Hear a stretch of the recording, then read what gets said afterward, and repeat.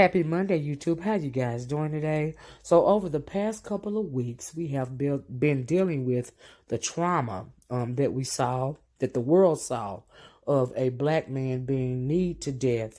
And I'm talking about George Floyd. But out of that pain and anger and disgust and out of that evil have, sprung up a generation of young people that are now speaking out. So this morning I want to, put this little compilation of videos together, because in this video we're hearing the voices of the young. In the Bible it says, and a little child shall lead them. And over the past couple of weeks I have seen so many young black people, and even all colors of people, especially young people, speaking up about the injustices that occur in the United States of America and all over the world as it pertains to black people. I also, if you've been listening to me for a while, I always say that we are raising a generation of freeborn. And when I say that I didn't think that I would ever see that generation, but over these past couple of weeks, I have been getting glimpses of the freeborn. Our children of today, they are choosing to take on racial injustice, police brutality, and any other kind of inequity that is going on in this world, especially as it pertains to black people. They are taking a stronger a stance on it. They are speaking out and they are going to be heard. So this morning, I want to start with a video that I found from 5 years ago of young black men speaking about growing up black, particularly in the United States of America, and the things that they have to deal with, and also the things that their parents have told them. I also did a community post the other day of a picture of a older black man, and he's still young, but he's older, he's not a teenager, dabbing up the very people that are trying to hurt him. And I found that it was very derogatory and unfortunate, because, a lot of people have chosen to settle for this type of injustice. But our young people, they make me proud, because they are not settling for it. They are not speaking. They are speaking up about it, and they will be heard, and they are demanding justice. So in that same community post, I mentioned that we as women have to raise up our warrior class of men. And some people on the video thought that I was talking about, women teaching their sons, how to fight physical combat. Revolution starts in the mind. And I wasn't talking about, us women raising up, trying to, go out in the yard and teach our, young black men how to fight. And no, revolution starts in the mind, like I said, and you are raising the freeborn. It is your, duty, black men and black women, parents, to raise up and rear our children so that they will be able to fight, injustice of any form and stand up and speak about it, and they won't feel less than. That is what I meant about that. So anyway, let me start with this video, and, you guys let me know what you think about this video, okay? I hope you understand after seeing this video what it means, what I was speaking about on that community post, because I think a lot of women took it the wrong way, and that's unfortunate. But if you choose to do nothing, if you continue to let your young black men and women be slaughtered with impunity, and you don't teach them how to fight, mentally fight, nothing's ever going to change. So let's begin. Racism means basically like a large part of a race feels that they're superior to another race.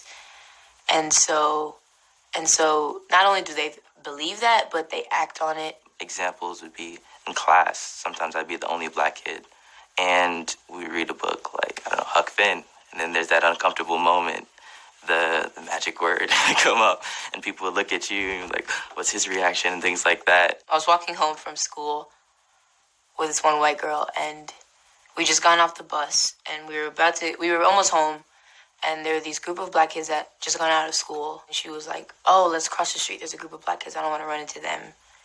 And so she told me, which I don't even know why she would do that.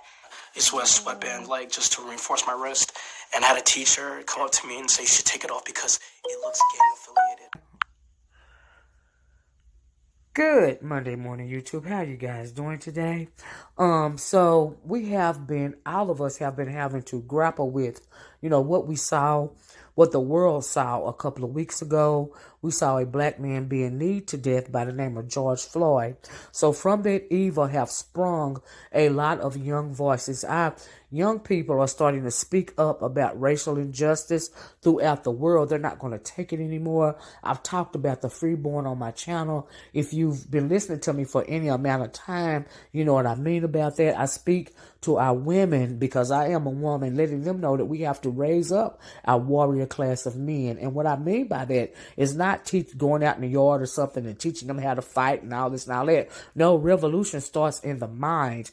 And I was so out of all the trauma that I saw over these past couple of weeks, the one positive thing, the most powerful thing that I saw from all of these videos, all of these protests, all of these riots was I saw a group of young people, a group of teenagers, the freeborn, speaking up and standing up and speaking out about the racial injustices that happen to our people throughout the diaspora on a day-to-day basis. And these young people are not going to take it anymore. And when I say that you're going to have to raise up your warrior class of men, that is what I mean. Revolution starts in the mind. Do you see what I'm saying? And I am so proud that I am seeing this going on. I am seeing a glimpse of the freeborn, and that makes me happy. So that's why I'm doing this video this morning. But I want to start this video with a video from 5 years ago of young black boys speaking about, you know, how they feel, having a conversation about what it means to grow up black in the United States of America and all of the things that they have to deal with on a continual basis. So let's begin. It means basically like A large part of a race feels that they're superior to another race. And so not only do they believe that, but they act on it. Examples would be in class. Sometimes I'd be the only black kid, and we read a book like, I don't know, Huck Finn, and then there's that uncomfortable moment, the magic word come up, and people would look at you and like, what's his reaction and things like that. I was walking home from school with this one white girl, and we just gotten off the bus, and we were almost home, and there were these group of black kids that just gone out of school. And she was like, oh, let's cross the street. There's a group of black kids. I don't want to run into them. And so she told me, which I don't even know why she would do that. I used to wear a sweatband like just to reinforce my wrist, and I had a teacher come up to me and say you should take it off because it looks gang affiliated. I've been in situations where, I had to cross the street because I didn't want to scare the white lady that was walking. It would get to the point where I would start to count how many times a woman would clutch her bag. When I was 16, I was leaving my mom's house in my pajamas, which had snowmen on them, with my brother, and we were actually stopped by the police rather aggressively. I've been stopped by the cops on my way between classes because we have two separate buildings, walking from one building to the other building, as my white students in the same class walked by me. It's kind of upsetting because we live in a world where my mom has to be afraid when I walk outside from the people that are like meant to protect me. And I don't like when my mother feels like that. I love my mother. I want her to always be happy. I walk tall, I keep my head up, try to be very articulate and polite. And so, of course, I was like, okay, I'm going to be fine because I act a certain way. And of course, that has absolutely nothing to do with it. The way people perceive you, is not up to you. My parents taught me, cops are your friends. You're supposed to, they're here to protect you. But all I'm seeing is the opposite. So how can I not be afraid when I feel like I'm being hunted? When I feel like I'm there to fill a quota? We are in a so-called free society. And as a black man, we literally don't feel free. We don't know what freedom is. Every time we're killed, the first thing you see on the news is, criminal record. Or something like that. So from the second the bullet hits us, already we're starting to be dehumanized. With black people like myself, we don't get as many chances as they do. So you have to be aware and you have to watch out and you can't mess up. This was an extremely emotionally taxing process for me in terms of coming to terms with maybe the nature of racism in my own life and in this country and in this world. And if you wait until somebody is 12, 13, and 14 to put that on them, it can be really difficult. My dad, he's just like the honest one. He's like, listen, son, like there are things in this world, like, you kind of have to watch out. He doesn't want me to live in fear, but he wants me to be aware. I want people to know that I'm perfectly fine and I'm not gonna hurt anybody or do anything bad. I should be judged about like who I am and what kind of person I am. My parents would tell me, especially my mom, she would tell me, you have to endure, you have to muscle through it. And this is no different. It's part of being a person of color in America. And there's a certain comfortability associated with that, because if I know that something is inevitable, then I know how to deal with it. Fortunately, I've had parents who have said, this is what you do. Mom and Dad, I'll be fine because you did a good job raising me. You gave me all the resources and the time, the blood, sweat, and tears to make me a good man, an honorable man, and the foundation to survive in this country. I want you to know that I will act in an appropriate manner and do everything that you told me to do, because I do love you, and I know that everything you say is not for a reason and not just to talk. In your pockets. Don't put your hoodie on. Don't be outside with no shirt on. Check in with your people. It don't matter even if you're down the street. Don't be out too late. Don't touch anything you're not buying.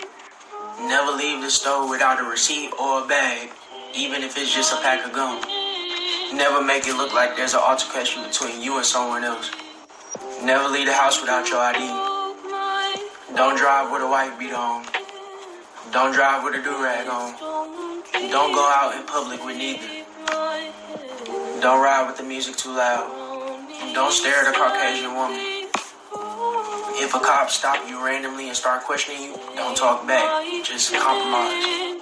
If you ever get pulled over, hands on the dashboard, and ask, could you get out your license and registration?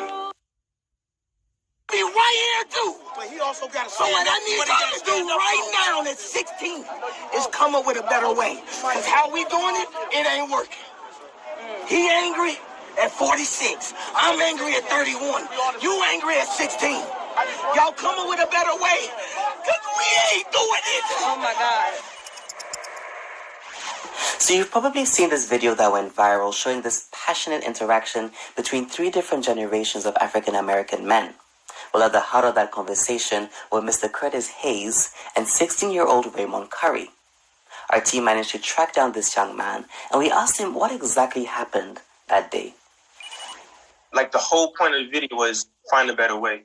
Basically, find a better way to get them to understand, find a better way to take your anger and channel it to positivity, which, I'm still, myself at so young, is still trying to understand, because I have so much anger and aggression towards people who constantly kill us over and over again, and they expect me to come peacefully, which is, quite unfair. Why was it so important for you to go to that protest that day? It was very important because I have a little brother named Princeton Holmes. He's 5 years old, and that could have been him. That could also have been me. That could have been my father. That could have been my uncle. I have many Black African-American role models in my life that's males, and to see that man die in front of my face, that instantly in my head, that could have been me. And can you just tell us, what exactly happened before that video was taken? So basically what happened, people were throwing stuff at the police officers, and they was coming with hatred and with anger, which is completely understandable, because, I'm showing peace for somebody who never keep killing off people. So they're throwing stuff, and me taking in the word of Mr. Curtis, trying to come about it peacefully. So I'm guarding, the police officers, trying to hold the people back and everything. And after everybody, it's got back, I turn around and the cop pepper sprays me in my face. And I'm like, that's crazy, because if you protect somebody, why would you hurt the person that protected you? It's crazy. And I'm saying I'm mad. I'm just like, once again, the thing I deal with personally, I'm mad. I'm frustrated. So my friend who took me to the protest, who was also white. So that's why I tell people, not all white people and not all police are bad. there's actually good people out here in the world. And he came up to me and he was like, Ray, I got you. Don't turn into that type of person. So I'm trying to calm down. And out of nowhere, Mr. Curtis, he was like, let me talk to him. He came to me, he was like, are you okay?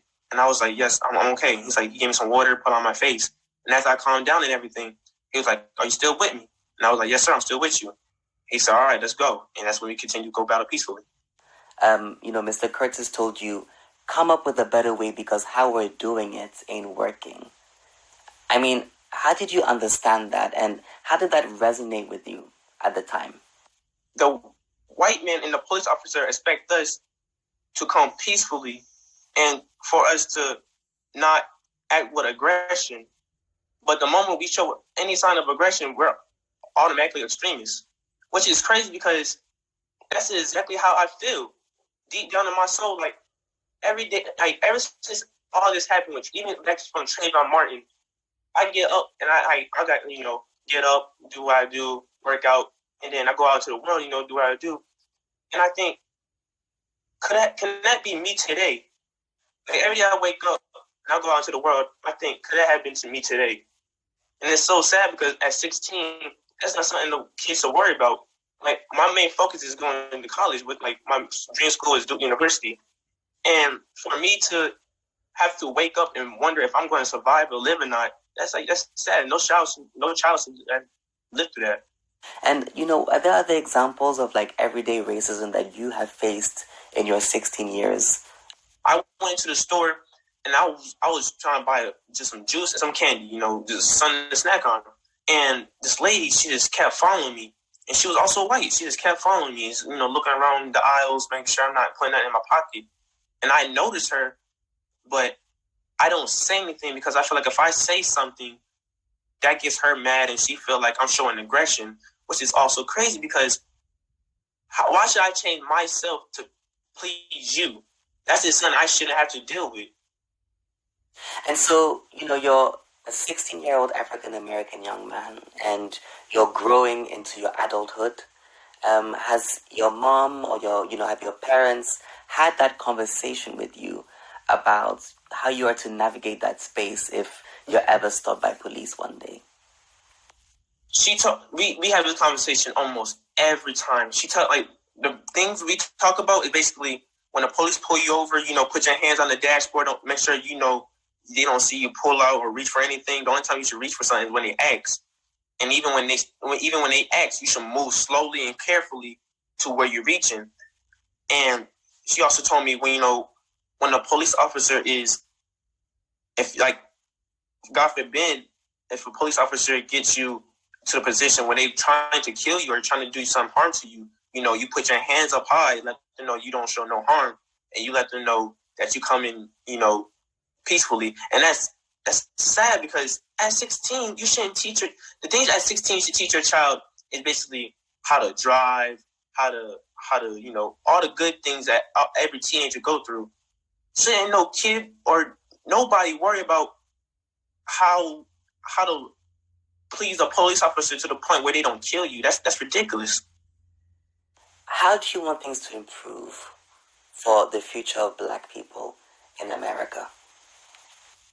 All I want is just justice and peace. I don't want this aggression towards police officers. I don't want to keep going outside and I see a police officer and I immediately have to turn around or I have to, go an opposite way of where they're going. I want to be able to go up to a police officer, talk to him, shake his hand, have a conversation. I want to go up to a white person, do the same thing. I don't want to have to continue changing myself to please these white supremacists and these officers because of my skin color.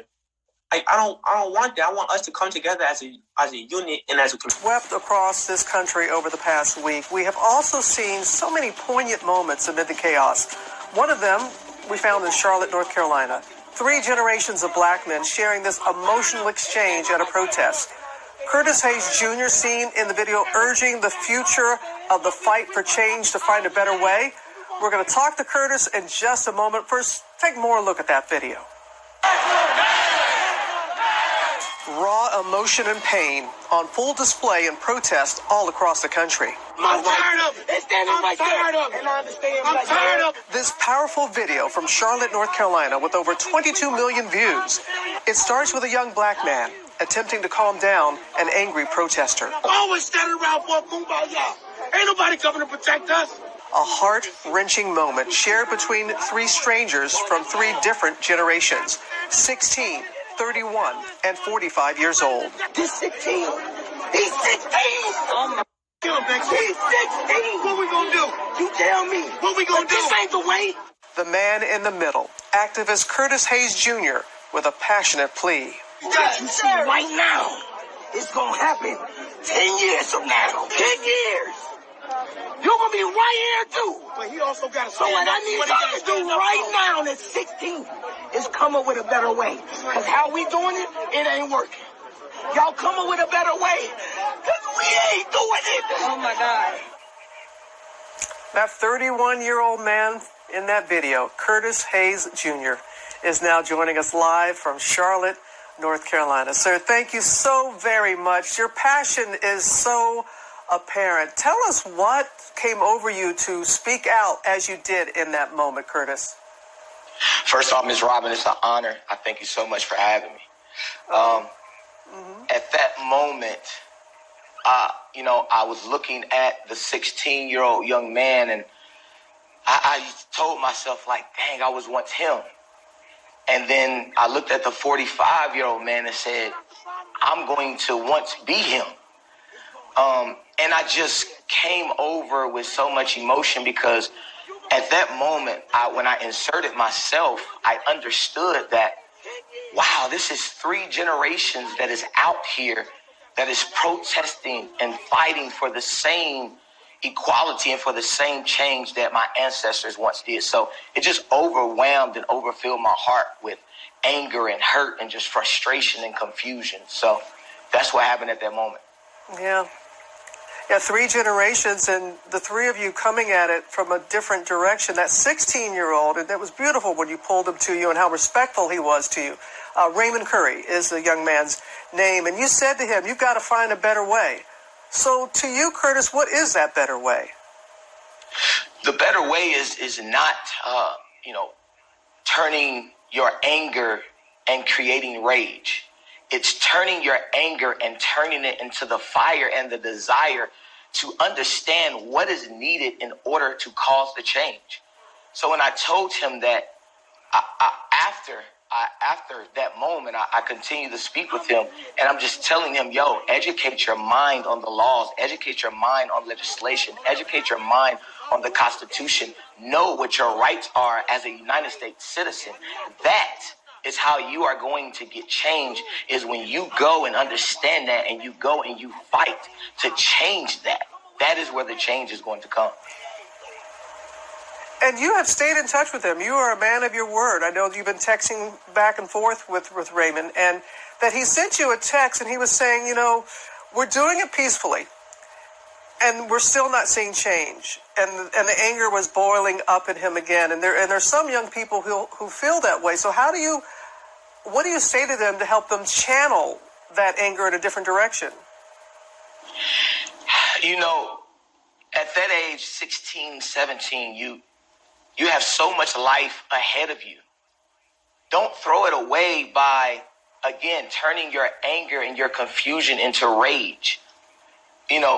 My uncle is out in Houston, and he made a powerful statement. He said, do not become criminals while fighting for change. And I think when you're out there and you're protesting, and if you allow that anger to overtake you, it can turn into rage, and you'll do things outside of your character at that moment that could possibly deter you and hurt you for the rest of your life. I hear you have 2 little ones at home, including a 5-year-old son. Oof. What do you say to him? What do you say to your 5-year-old?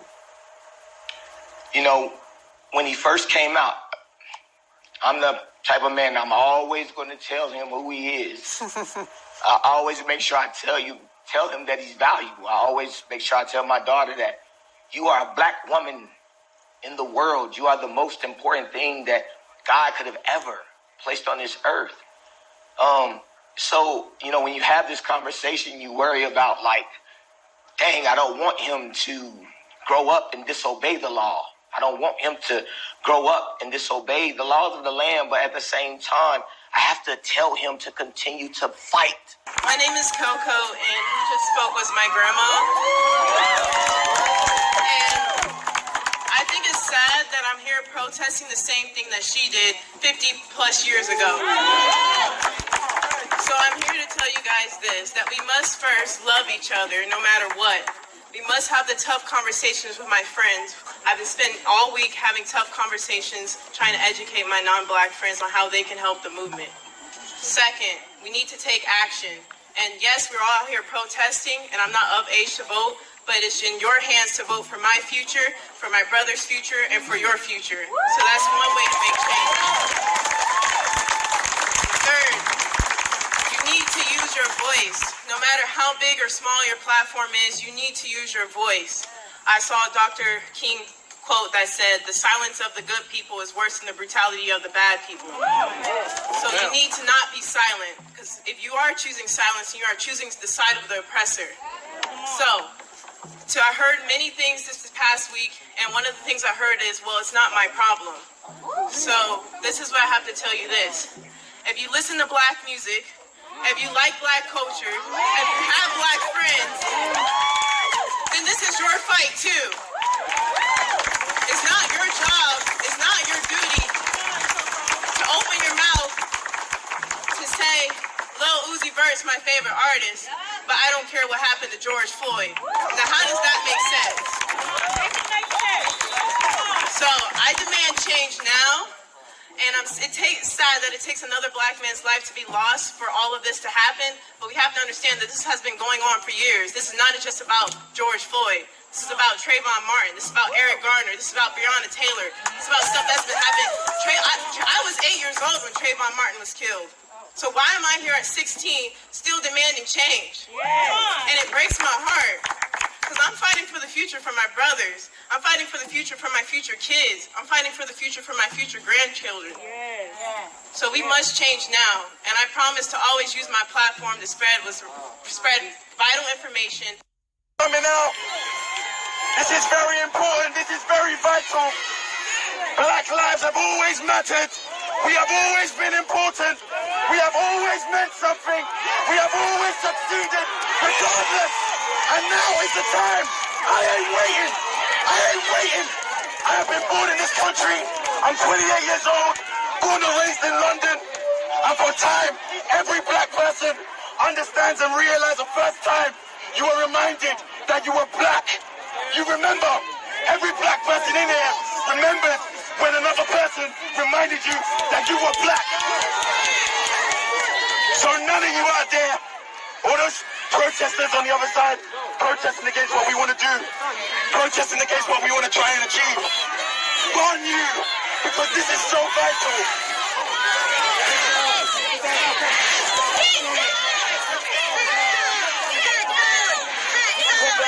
Guys, we can sit down. You can sit down. You can sit down. I need you guys to understand. I need you guys to understand. I need you to understand how painful this is. I need you to understand how painful it is to be reminded every day that your race means nothing. And that isn't the case anymore. That is never the case anymore. We are going to try today. We are a physical representation of our support for George Floyd. We are a physical representation on our support for Sandra Bland. We are a physical representation on our support for Trayvon Martin. We are a physical representation of our support for Stephen Lawrence. For Mark Duggan. It is very, very important that we keep control in this moment and we make this as peaceful as possible. Exactly. We make this as peaceful and as organized as possible. Because you know what, guys? They want us to mess up. They want us to be disorganized. But not today. Not today. Not today. You know what? This message is specifically for black men. Black men.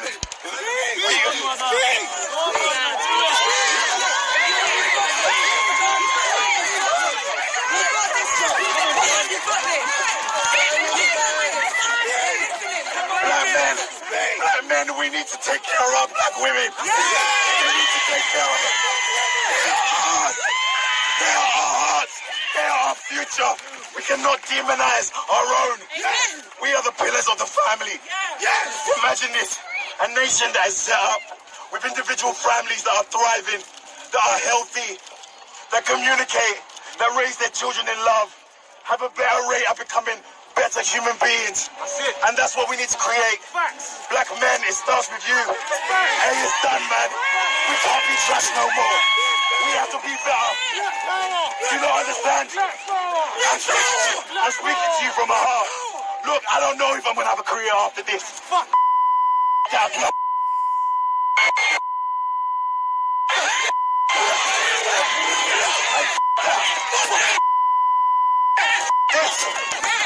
Today is about innocent people who were halfway through their process. We don't know what George Floyd could have achieved. We don't know what Sandra Bland could have achieved.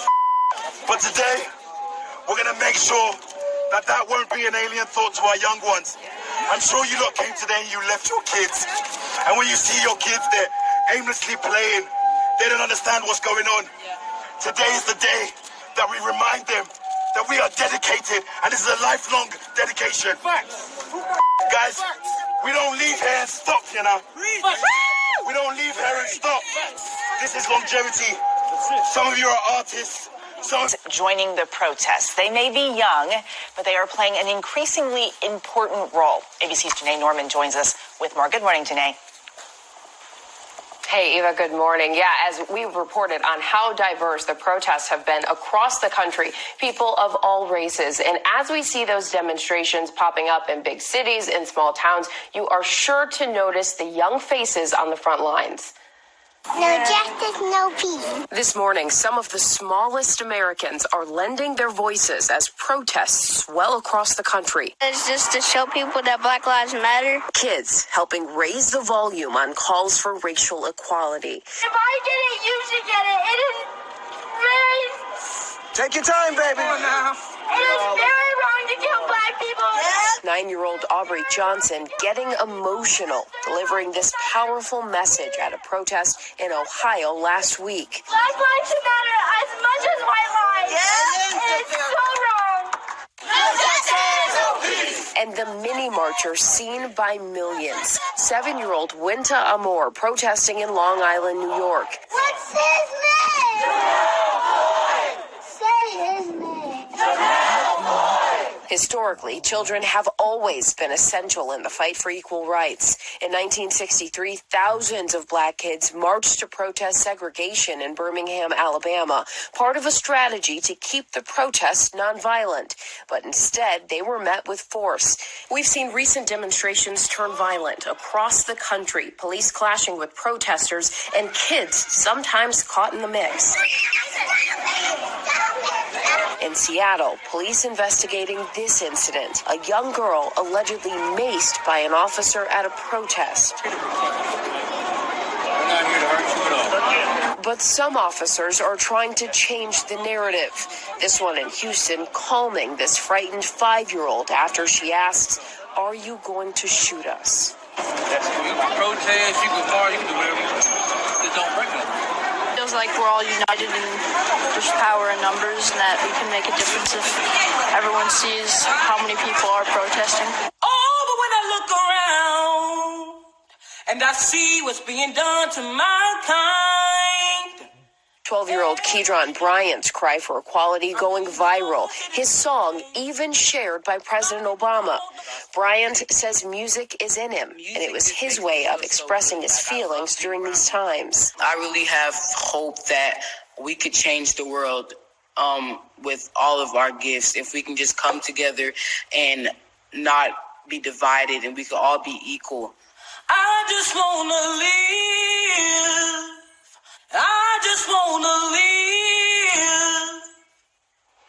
And when asked, we've heard parents at these protests say that they included their kids so that their kids could see how change happens, do their part, and have their voices heard. And guys, it's one thing to see all the protesters out there, but when you're seeing and hearing the kids, they are so passionate, and it is really touching. The video of the singing is really powerful. I'm having these conversations with my daughters right now. And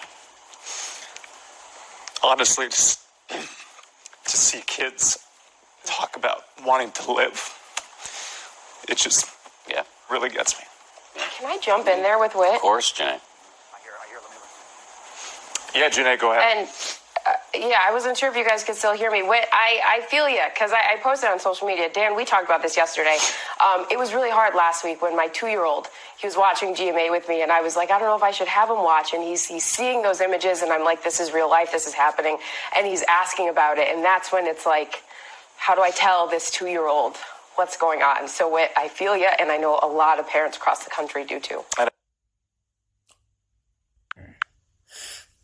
Hey y'all, if y'all still listening, I just want to say that these young people on this video that you've seen, they make me so proud and they fill me with hope for the future. This is the warrior class that I was talking about. You guys like, share, subscribe. Let me know what you think about this video in the comment section. I'm going to talk to you guys later.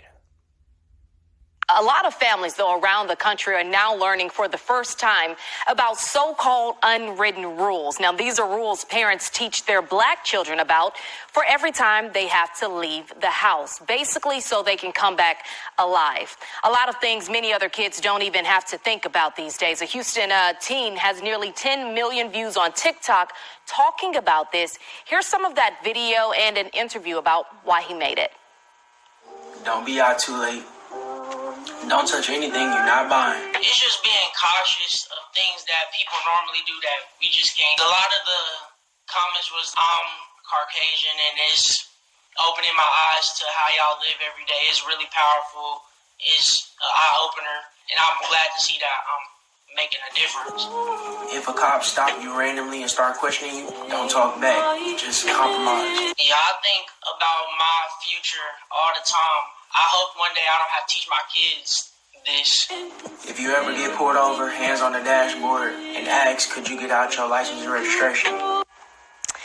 Cameron Welch says he just wants a better future where children don't have to be taught these rules, but we know that's not the reality that we deal with right now, Greg. It's certainly reality that you do have to be taught these rules, and we all have. Son or has raised a son, they have had that conversation with them. I've had that conversation with nephews of mine as they've gotten older and getting out and driving. And I shared a story with you earlier. A coworker of ours many years ago, I had to have that conversation with him when he left work one day. He had the music blasting, he had the do-rag on, and he was bobbing his head. And then when I saw him at work, I pulled him aside and had to tell him, don't do that. Don't do anything to draw attention to yourself, to give them a reason to pull you over.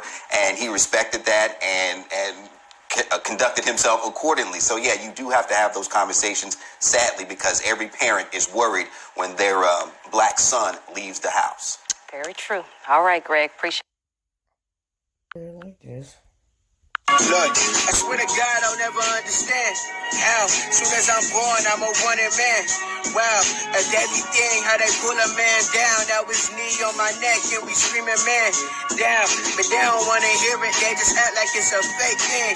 Like we don't understand that it's an everyday thing. Imagine how many people that was raised to hate me, then look at me like I'm stupid when I say I can't breathe. Tell me, do you get it?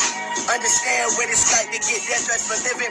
Okay, I get it if you want to take a man to prison, but that's completely different than simply taking a human being away from their children. Just look at how we living, scared to be us, cause we can't trust police. It seems they just wanna beat us. Sometimes it ain't no consequences for how they mistreat us. Like we some type of animal with stripes, no Adidas. I'm just saying, can we live? Can we live? Thanks for watching, YouTube. Peace.